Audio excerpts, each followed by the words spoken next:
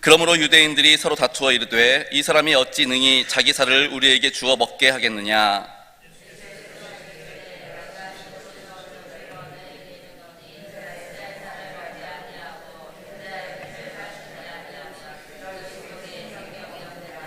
내 살을 먹고 내 피를 마시는 자는 영생을 가졌고 마지막 날에 내가 그를 다시 살리리니 내 살을 먹고 내 피를 마시는 자는 내 안에 거하고 나도 그의 안에 거하나니.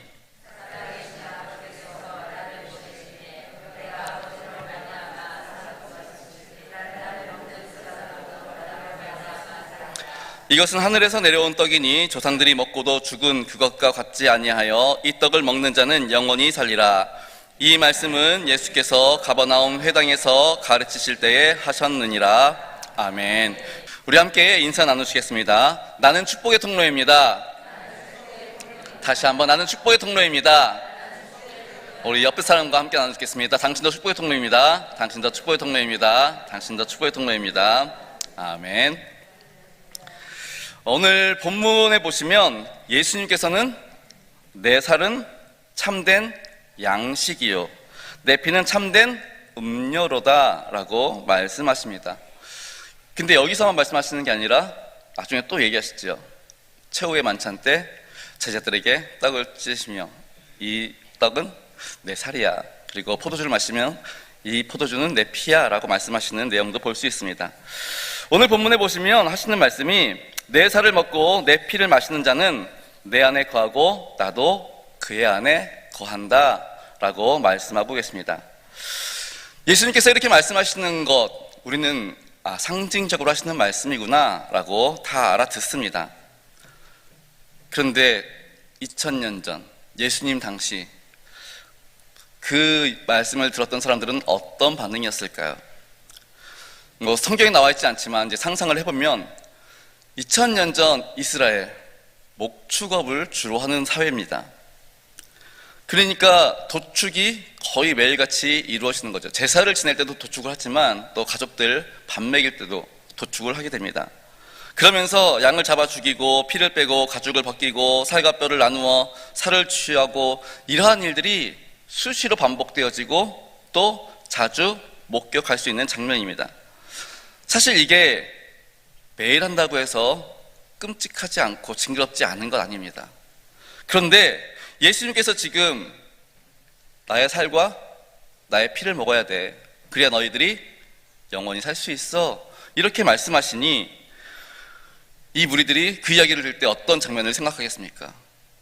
당연히 도축하는 장면들이 떠오를 것입니다. 그래서 그들의 반응이 52절에 나오지요.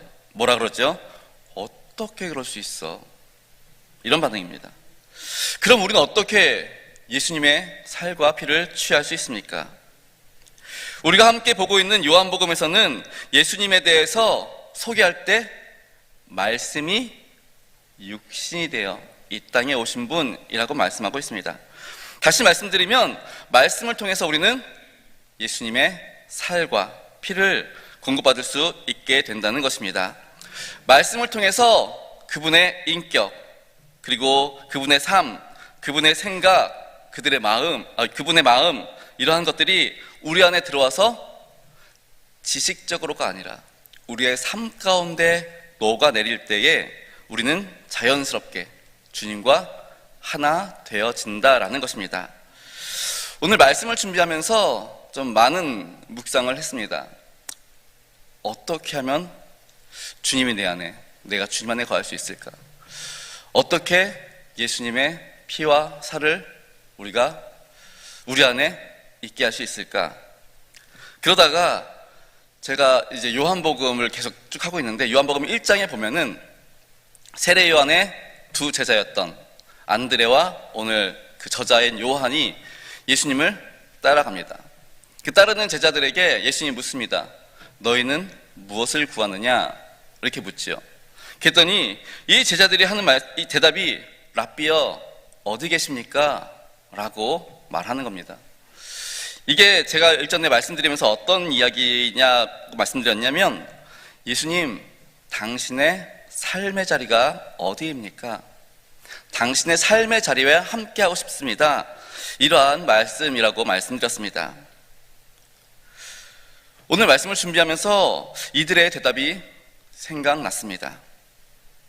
예수님의 살과 피를 취함으로 예수님과 하나 된다는 것, 그것은 결국 예수님의 삶의 자리에 함께하는 것 아닌가라는 것이었습니다. 사실 구원받는 거 쉽습니까? 어렵습니까? 구원받는 거 너무 쉽지요. 그냥 예수님 믿으면 되잖아요.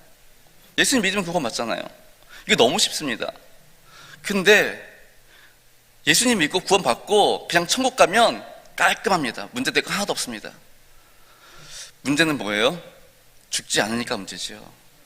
구원받지만 바로 천국 가지 않습니다. 주님 부르시는 날까지 어떤 사람은 이 땅에서 30년, 40년, 어떤 사람은 더 길게 막 60년, 70년 살아가야 합니다. 그러면 구원받은 주의 백성들을 사단이 가만 둡니까? 어떻게 해서든 그 구원을 끊어뜨리려고 온갖 걸로 방해하지 않습니까?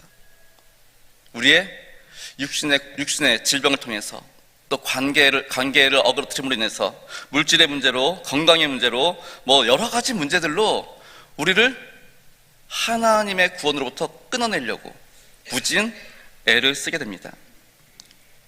그러면 우리는 어떻게 해야 합니까? 이러한 어려움 가운데 믿음을 지키며 살아가는 것, 이것이 바로 성도의 삶인 줄 믿습니다. 그렇게 믿음을 지키며 살아가기 위해 필요한 것이 바로 주님과 하나 되는 것. 주님과 함께하면 이 모든 어려움들을 극복해 나가게 될 줄 믿습니다. 그런데요, 주님과 하나 된다는 것, 그냥 단순히 하나 되는 게 아니라 주님과 하나 되면 이제 우리가 바뀌어야지요. 주님의 마음으로, 주님의 생각으로, 주님의 시선으로 바라볼 수 있어야 한다는 겁니다. 주님이 관심 갖는 것에 우리도 관심 가져야 되겠고요. 주님께서 마음 아파하는 것에 우리도 함께 마음 아파할 수 있어야 되겠고요. 주님께서 생각하시는 그 일에 우리도 동참할 수 있어야 될 것입니다. 그런데 만약 우리 안에 그러한 마음이 없다면, 그러한 시선이 없다면, 주님은 지금 이쪽 바라보고 계시는데 예수님 여기 말고요, 저는 이쪽이 더 좋아요, 그러고 있다면, 주님의 마음은 지금 이쪽에 가 있는데 내 마음은 주님 여기보다 이쪽이 더 좋습니다, 이러고 있다면 우리는 과연 주님과 하나 된 것입니까? 다시 한번 우리의 삶을 점검해 보실 수 있기를 바랍니다. 주님의 살과 피를 취한다는 것, 주님과 함께 한다는 것, 주님과 하나 된다는 것, 그로 인해서 우리의 삶이 주님의 마음을 닮아가고 있는지, 주님께서 바라보고 있는 것 바라보고 있는지 다시 한번 우리의 삶을, 그리고 우리의 중심을 살펴보실 수 있기를 바랍니다. 또한 이 말씀을 준비하면서 문득 이제 예전에 읽었던 책이 하나 생각이 났습니다. 헬리나우에 돌아가신 분이신데 이분은 이제 예수회에 있는 분이십니다. 근데 이분이 쓴 책 중에 예수님의 이름으로라는 책이 있는데 이 책에서 이런 얘기합니다. 오늘날 사회는 고통당하는 사람이 너무 많습니다. 고독감, 소외감, 우정과 친밀감의 결핍, 깨어진 관계, 권태감, 공허함, 우울감, 또 자신을 무용지물로 깊이 자학하는 감정, 그리고 건강, 자녀, 수많은 문제들, 정말 일일이 다 열거하기도 많은 그 문제들, 이 문제들을 안고 살아가는 수많은 사람들에게 당신은 무엇을 해줄 수 있습니까? 우리 성도님들은 그들을 만나면 그들에게 무엇을 해줄 수 있겠습니까? 우리가 예수님처럼 능력이 있다면 그들을 도울 수 있겠죠. 아픈 사람 병 낫게도 해주겠고요, 물질이 궁핍한 사람들에게 물질을 공급해 줄 수 있겠고요, 아니면 마음에 상처 입은 사람들을 싸매해 줄 수 있겠고요. 예수님이라면 다 해줄 수 있습니다. 그런데 우리는 그럴 수 없죠. 그럼 우리는 어떻게 할 수 있습니까? 예수님은 부활 후 자신을 배신했던, 3번이나 자신을 부인했던 베드로를 찾아갑니다. 그리고 묻습니다. 네가 나를 사랑하느냐? 그때 베드로가 내가 주님을 사랑하는 줄 주님이 아십니다 라고 대답을 하죠. 그때 예수님이 또 말씀하십니다. 그래? 그러면 나를 사랑한다면 내 양을 먹여라 라고 말씀하십니다. 무슨 말씀입니까? 사랑하면, 예수님 사랑하면 양 먹일 수 있다라는 겁니다. 사랑해야 할 수 있다는 것입니다. 예전에 중고등부 교육자로 있을 때 교사 한 분이 카이스트 강사로 이렇게 나가시는 분이 계셨습니다. 그분의 제안으로 중고등부 학생들을 대상으로 세미나를 한 적이 있었습니다. 그러니까 이제 카이스트 강사시니까 카이스트 교수를 이제 모셔왔죠. 이제 그분이 처음부터 대뜸 가방에서 뭘 꺼내시더라고요. 그러더니 빨대 하나를 딱 꺼내시는 겁니다. 빨대 딱 보여주면서 여러분 이 빨대가 얼마일까요? 그러시는 거예요.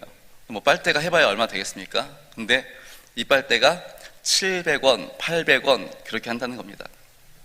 그러면서 이제 빨대에 대한 설명을 해주는데 그분이 아프리카 선교를 가신 적이 있답니다.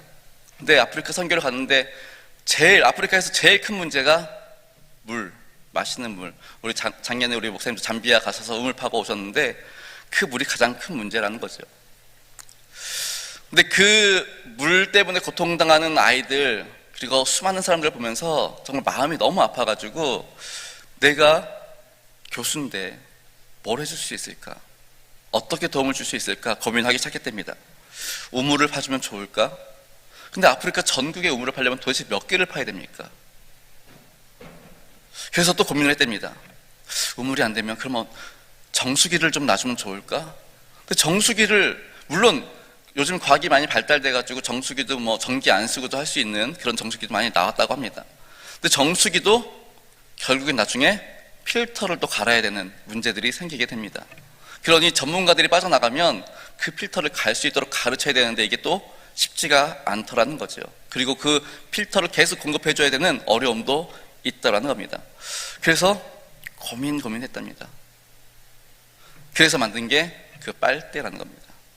그래서 어떤 곳에 가서든지 물만 있으면 그냥 쭉 빨면은 빠는 동안에 다 정수가 돼가지고 정말 깨끗한 물을 마실 수 있게 된다는 겁니다.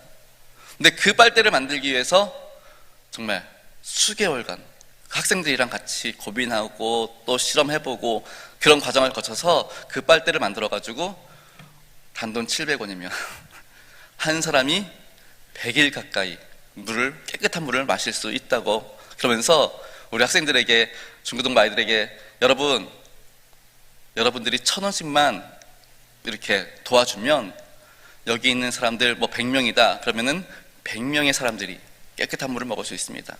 뭐 그런 이야기를 이렇게 쭉 하시는 겁니다. 그러면서 하시는 얘기가 그 빨대를 만들게 된 계기가 그들을 향한 관심, 그들을 향한 사랑이었다라고 말씀하시는 것을 들은 적이 있습니다.